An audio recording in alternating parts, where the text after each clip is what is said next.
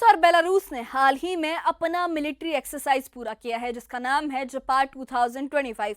ये एक्सरसाइज 12 से 16 सितंबर 2025 तक चली और इसमें रूस ने अपनी हाइपरसोनिक मिसाइल्स जैसे जिरकान और किंजल को टेस्ट किया है। ये ड्रिल्स नेटो के साथ बढ़ते टेंशन के बीच हुए हैं जहां रूस ने अपनी मिलिट्री पावर दिखाई है। अब हम आपको इसके बारे में डिटेल में बताते हैं कि क्या हुआ, क्यों हुआ और इसका क्या मतलब है और क्या इंपैक्ट है पूरी दुनिया पर।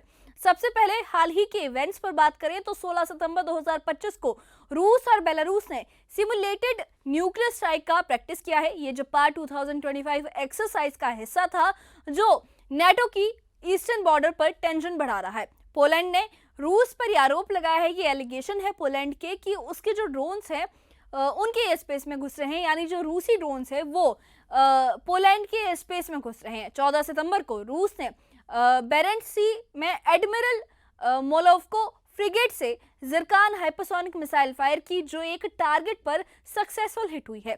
इसी दिन Su-34 फाइटर बॉम्बर्स ने स्ट्राइक प्रैक्टिस की और MiG-31 जेट्स ने किंजल मिसाइल्स के साथ फ्लाइट की। Tu-22 M3 बॉम्बर्स ने भी मॉक टारगेट्स पर अटैक स्टिमुलेट किया। ये सब नेटो मेंबर्स जैसे पोलैंड, लताविया और लिथुआनिया को टेंशन में डाल रहा है, चिंता में डाल रहा है, क्योंकि ये देश रूस और बेलारूस से बॉर्डर शेयर करते हैं। अमेरिका ने इन ड्रिल्स पर नजर रखी है और उनके मुताबिक CNN की एक रिपोर्ट के मुताबिक नेटो अलायंस को इससे खतरा महसूस हो रहा है, नेटो इससे थ्रेटेंड महसूस कर रहा है और रूस का कहना है कि ये डिफेंसिव एक्सरसाइज है लेकिन नेटो इसे प्रोवोकेशन मान रहा है। हाल ही में पोलैंड ने अपना बॉर्डर क्लोजर कर दिया है और रूसी ड्रोन्स के इंसिडेंट से टेंशन और बढ़ गया है। रूस के प्रेसिडेंट व्लादिमीर पुतिन ने खुद इन एक्सरसाइज को ओवरसी किया जहां उन्होंने मिलिट्री गियर पहनकर न्यूक्लियर स्ट्राइक सिमुलेशन देखा।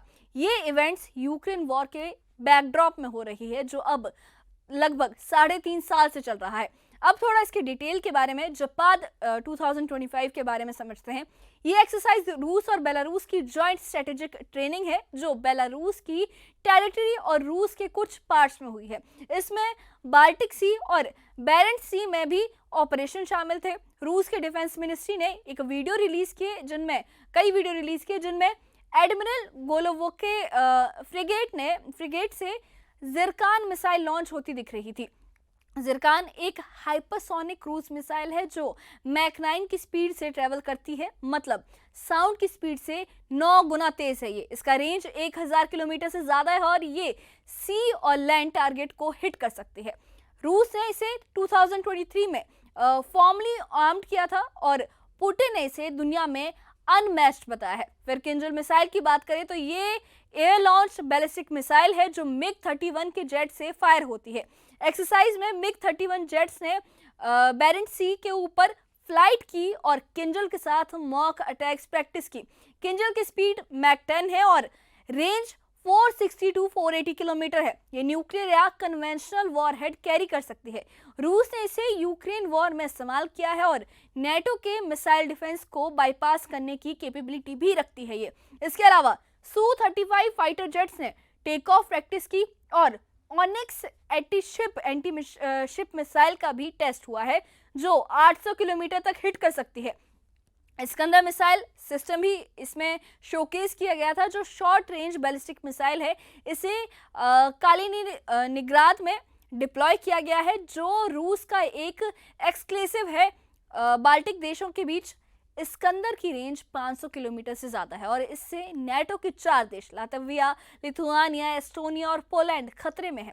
एक्सरसाइज में लॉन्चर को क्विकली रेडी करने का प्रैक्टिस हुआ है। बेलारूस के डिफेंस मिनिस्टर विक्टर क्रेनिन ने कहा है कि ये एक्सरसाइज दोनों देशों की फोर्सेस की ट्रेनिंग का बेस है और उन्होंने ज्यादा पावरफुल डिस्ट्रक्शन कैपेबिलिटीज प्लान की है। ये सब नेटो के साथ टेंशन के कारण बन रहे हैं। इसकी वजह से ये पूरा इवेंट हुआ है, इसकी वजह से जो नेटो के साथ टेंशन है वो और ज़्यादा एस्केलेट भी हो रहा है और ये उसी का ही एक रीज़न है। यूक्रेन वॉर अब और लंबा खिंच गया है और अमेरिकी president Donald Trump peace deal push कर रहे हैं, लेकिन पुतिन अपनी मिलिट्री माइट दिखाकर नेटो को वार्निंग दे रहे हैं। रूस की अलायंस चीन, ईरान और नॉर्थ कोरिया के साथ मजबूत हो रही है। ईरान से ड्रोन्स और मिसाइल्स की सप्लाई बढ़ रही है और चीन के साथ शंघाई कोऑपरेशन ऑर्गेनाइजेशन मीटिंग से पुतिन का कॉन्फिडेंस हाई है। नेटो साइड से अगर देखें तो यूरोपियन देश जैसे यूके, फ्रांस और जर्मनी यूक्रेन को सपोर्ट कर रहे हैं। यूके के की स्टार्मर और फ्रांस के इमैनुअल मैक्रो एक्टिव है, जबकि जर्मनी और इटली ट्रूप्स नहीं भेजेंगे लेकिन वो ट्रेनिंग दे सकते हैं। लातविया के प्रेसिडेंट एडगार्स रिकेविच ने ये कहा है कि नेटो को एयर डिफेंस स्ट्रॉन्ग करना चाहिए, खासकर ड्रोन्स के खिलाफ, क्योंकि सस्ते ड्रोन्स को महंगे मिसाइल से शूट डाउन नहीं किया जा सकता है, वो काफ़ी ज़्यादा कॉस्टली होगा। अमेरिका की तरफ से ट्रंप ने कहा है कि उन्होंने 7 वॉर्स रोके हैं, लेकिन यूक्रेन रूस के बीच जो हेट है वो बहुत ज़्यादा डीप हो चुका है। उन्होंने जेलेंस्की और पुतिन के बीच मीटिंग की बात की, लेकिन कहा कि उन्हें खुद इन्वॉल्व होना पड़ेगा। ट्रंप ने यूक्रेन को पैट्रियट मिसाइल की सप्लाई फिर से शुरू करने का वादा भी किया है, लेकिन बिल यूरोप पे करेगा।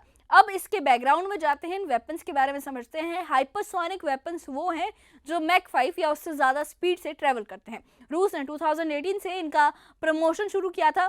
पुतिन ने 2018 के एड्रेस में इनका जिक्र किया था और 2024 में कंफर्म किया कि किंजल और जिरखान यूक्रेन में यूज़ हो रही है। अवागार्ड इंटर कॉन्टिनेंटल हाइपरसोनिक ब्लॉक्स और प्रेसवत लेजर सिस्टम कॉम्बैट ड्यूटी पर है और इसमें क्रूज मिसाइल और Poseidon unmanned under water vehicle के टेस्ट कंप्लीट हो चुके हैं। सरमत बैलिस्टिक मिसाइल ट्रूप्स को डिलीवर कर चुकी है। जपाद जो है वो एक्सरसाइज हर 4 साल में होती है और ये वेस्ट डायरेक्शन में फोकस करती है, मतलब नेटो की तरफ। 2025 की ये एक्सरसाइज पहले की तुलना में छोटी थी, लेकिन वेपन्स शोकेस से ये काफ़ी ज़्यादा इम्पैक्टफुल रही है। रूस की नेवी कई एरियाज में एक्टिव है, जैसे Pacific Ocean, Arctic Ocean, Baltic Sea और कैस्पियन सी। जुलाई में जुलाई स्टॉर्म नाम से एक्सरसाइज हुई थी जो इसी का पार्ट लगती है। इसका इम्प्लीकेशन क्या है, इसके बारे में बात करें तो जो नेटो को लगता है कि रूस अपनी कैपेबिलिटीज दिखाकर उसे डराने की कोशिश कर रहा है। यूक्रेन वॉर में ये रूस ने इन वेपन्स को यूज किया है और नेटो के पास अभी इनका परफेक्ट काउंटर भी नहीं है। लेकिन एनालिस्ट ये कहते हैं कि हाइपरसोनिक वेपन स्ट्रेटेजिक पोस्टरिंग है, ना कि बैटलफील्ड रेवोल्यूशन। रूस इसे प्रोपेगेंडा के लिए यूज करता है। नेटो भी अपने एक्सरसाइज कर रहा है, जैसे ग्रीनलैंड में। कुल मिलाकर जापान 2025 ने रूस की मिलिट्री स्ट्रेंथ दिखाई है और नेटो के साथ टेंशन को और ज्यादा एस्केलेट किया है, बढ़ाया है। यूक्रेन वॉर जारी है और पीस टॉक्स की उम्मीद है, लेकिन ऐसे एक्सरसाइज से सिचुएशन काफ़ी ज़्यादा कॉम्प्लिकेट हो रही है। अगर आप इसके बारे में ज़्यादा जानना चाहें तो हमें कमेंट बॉक्स में बताइए और हमें कमेंट बॉक्स में अपनी राय भी बताइए। और इससे जुड़े अपडेट्स के लिए और ऐसी ही खबरों के लिए हमारे चैनल के साथ बने रहिए। हमारे चैनल को सब्सक्राइब करिए। शुक्रिया।